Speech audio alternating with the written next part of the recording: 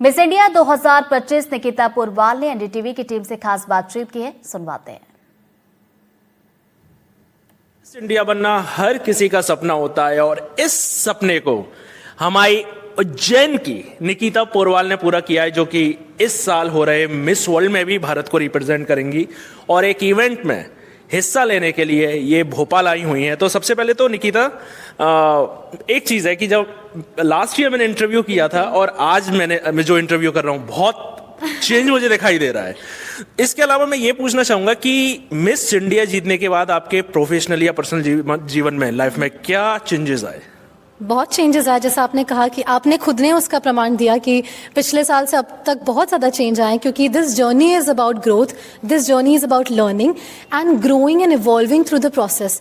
आप इसमें परफेक्ट नहीं बनते हो, लेकिन आप जहाँ होते हो वहाँ से आप फिर कई कदम आगे निकल जाते हो। तो मेरा यही प्रयास रहता है कि मैं हर दिन उठूँ तो कल जो मैं थी उससे बेहतर बनने का प्रयास करूँ उस अगले दिन। अब ये बताइए कि अब आप इंडिया को रिप्रेजेंट करने जा रही हैं। हर किसी का सपना होता है मिस वर्ल्ड, है ना? तो अब ये बताइए मिस वर्ल्ड की क्या तैयारी है आपकी? तैयारियां बहुत ज़ोरों शोरों से चल रही हैं। बात कहें हमारे मेकअप क्लासेस की, रैंप वॉक सेशंस की, कम्युनिकेशन सेशंस की, या फिर बात करें कि एक मिस वर्ल्ड सोचती कैसे है, हम उतनी गहराई तक ट्रेनिंग कर रहे हैं।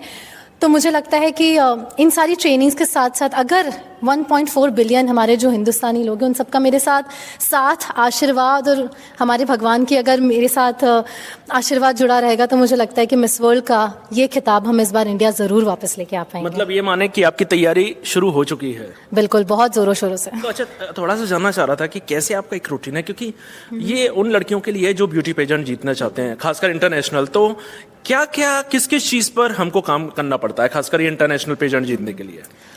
देखिए, बहुत सारे सैक्रिफाइसेस होते हैं, क्योंकि शुरुआत में मज़ा आता है, अच्छा लगता है, ग्लैमर होता है, चकाचौंध होती है। धीरे धीरे धीरे आपका डिसिप्लिन टेस्ट होता है, आपकी कंसिस्टेंसी टेस्ट होती है, आप कितना अपने देश के लिए, उस टाइटल के लिए सैक्रिफाइस कर सकते हैं, वो सारा टेस्ट आपको देना पड़ता है।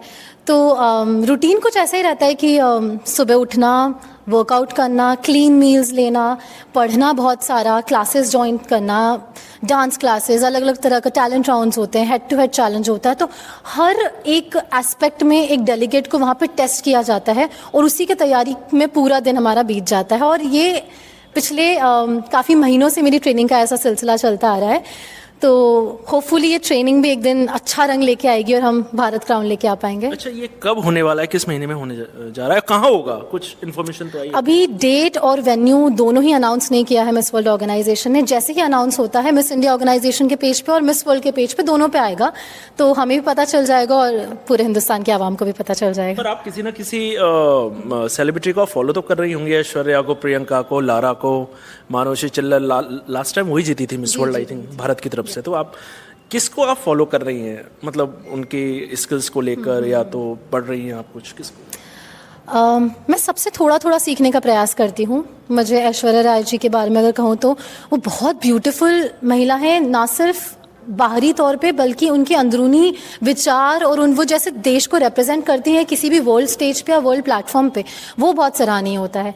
वहीं मैं प्रियंका चोपड़ा जी से सीखती हूँ कि वो कितनी बोल्ड है, कितनी बुलंद है और वो अपना ओपिनियंस कितनी सहज, शानदार तरीके से, कितनी सिंपली और कितनी इम्पैक्टफुली रख पाती है।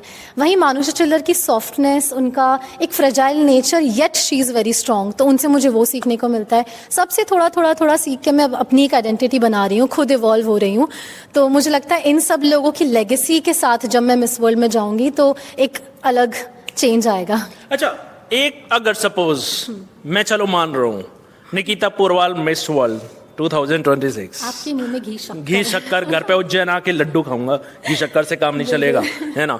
तो ये बताइए कि अगर आप मिस वर्ल्ड बन जाती हैं तो आपका पहला स्टेप क्या होगा? बॉलीवुड? देखिए, सबसे पहला स्टेप तो, क्योंकि मैंने बहुत टाइम से अपने घर का खाना और कार्ब्स कट कर रखे हैं, तो मैं सबसे पहले तो दबा के खाने वाली हूँ जीतने के बाद।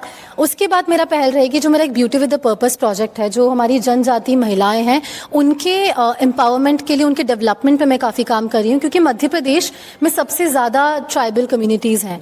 तो मैं उनके उत्थान के लिए काम करना चाहूँगी, जो मैं ऑलरेडी कर रही हूँ। मुझे लगता है मिस वर्ल्ड जैसे प्लेटफॉर्म का जब आपको बैकिंग मिलता है, उतना बड़ी विजिबिलिटी मिलती है, तो उस विजिबिलिटी के साथ जब आपका एक इंटेंशन और एक अच्छा मन जुड़ जाता है, एक विजन जुड़ जाता है, तो एक इम्पैक्ट क्रिएट होता ही होता है। तो निकिता, हमसे जुड़ने के लिए बहुत बहुत शुक्रिया और मिस वर्ल्ड कंपटीशन के लिए हमारी तरफ से एडवांस में आपको बहुत बहुत बधाई। Thank you so much. Please मेरे लिए मैनिफेस्ट करिए, प्रे करिए, बिकॉज भारत एक ऐसा देश है जहाँ पे हम देवी देवताओं में बहुत मानते हैं। हम हमारी भविष्यवाणियों में, ज्योतिषी में, मैनिफेस्टेशंस में, हाथ की रेखाओं में बहुत मानते हैं। तो मुझे लगता है जहाँ ये सारे लॉजिक फेल हो जाते हैं ना कि कौन सबसे सुंदर है, कौन सबसे ज़्यादा पावरफुल है, कौन सबसे ज़्यादा नॉलेजेबल है, वहाँ ये हमारा जो डिवाइन मैजिक है ना वो काम करता है। तो आप प्लीज़ उसी डिवाइन मैजिक के साथ मेरे साथ बने रहिएगा मेरी इस जर्नी में, और मैं भारत मिस वर्ल्ड का क्राउन वापस लेके ज़रूर आऊँगी। Thank you so much. Thank you so much Nikita. और इसी के साथ इस बुलेटिन में फिलहाल इतना ही। नमस्कार।